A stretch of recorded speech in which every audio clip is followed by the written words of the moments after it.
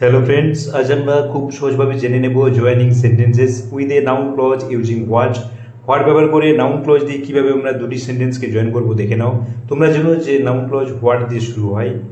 এখানে এক্সাম্পল দেবো। হোয়াট মানে মনে রাখবে সামথিং বা কোনো কিছু বোঝায়, অর্থাৎ যা। এ বাংলায় কী বলে যা।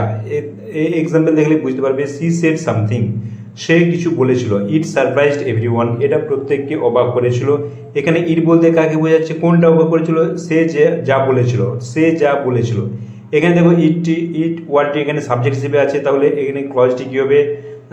ভার্বের আগে বসবে, অর্থাৎ সাবজেক্ট হিসেবে বসবে, ইটের জায়গায় বসবে। তাহলে ইট কাকে বোঝাচ্ছে? পুরো সেন্টেন্সটাকে বোঝাচ্ছে। তাহলে আমরা কি করব? হোয়াট দিয়ে শুরু করব। হোয়াট, এবার এই সেন্টেন্সটি আমরা লিখবো হোয়াট সি সেড।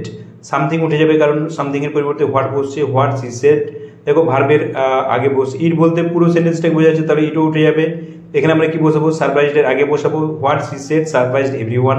এখানে দেখো এই হোয়াট সি সেড, এটি ক্লজ তৈরি হলো, নাউন ক্লজ। এটি সারপ্রাইজড ভার্বের আগে সাবজেক্ট, ভার্বের সাবজেক্ট হিসেবে বসলো। তাহলে এখানে বুঝতে পারছো যে এখানে কিভাবে নাউন ক্লজটি গঠিত হলো। অর্থাৎ সে যা বলেছিল এটা প্রত্যেককে অবাক করেছিল, যা বোঝাচ্ছে। আবার দেখো he mean something I didn't understand that বা ইট বা দিস থাকতে পারে।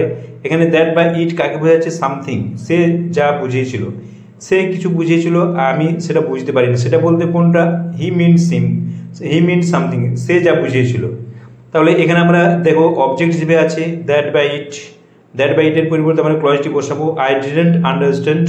হোয়াট দিয়ে শুরু করবো হোয়াট হি মিন সামথিং, তাহলে তোমরা হোয়াট দিয়ে শুরু করবে ক্লজটি। হোয়াট হি মিন, এখানে ক্লজ দেখো আন্ডারস্ট্যান্ড ভার্বের অবজেক্ট হিসেবে বসেছে, অর্থাৎ অবজেক্ট অফ এ ভার্ব। আবার দেখো she said something they talked about that thing, সে কিছু বলেছিল, তারা সেটা নিয়ে আলোচনা করেছিল, কথা বলেছিল। এখানে তাহলে এখানে দেখো অ্যাবাউটের পর বসবে, অ্যাবাউট প্রিপোজিশনের পর বসবে ক্লজটি, প্রিপোজিশনের কমপ্লিমেন্ট হিসেবে বা অবজেক্ট হিসেবে। দেখো দে টকড অ্যাবাউট, তারপরে দেখো ক্লজটি বসবে, হোয়াট দিয়ে শুরু হবে, সামথিং আছে, হোয়াট সি সেড, অর্থাৎ তারা কথাবার্তা বলছিল, কোনটি? সে যা বলেছিল। নেক্সট দেখো I have always dreamed of something, আমি কোনো কিছু স্বপ্ন দেখেছি, সর্বদাই স্বপ্ন দেখেছি। দ্যাট সামথিং ইজ মাই গোল, সেটা হয় আমার লক্ষ্য। তাহলে আমার লক্ষ্যটা কি? যেটা আমি স্বপ্ন দেখেছি। তাহলে মাই গোল ইজ, তারপরে আমরা কি বসবো? হোয়াট দিয়ে ক্লজ তৈরি করবো what.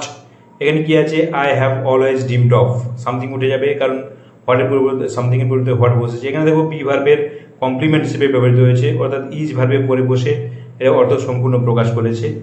What I have always dreamed of, এটি নাউন ক্লজ।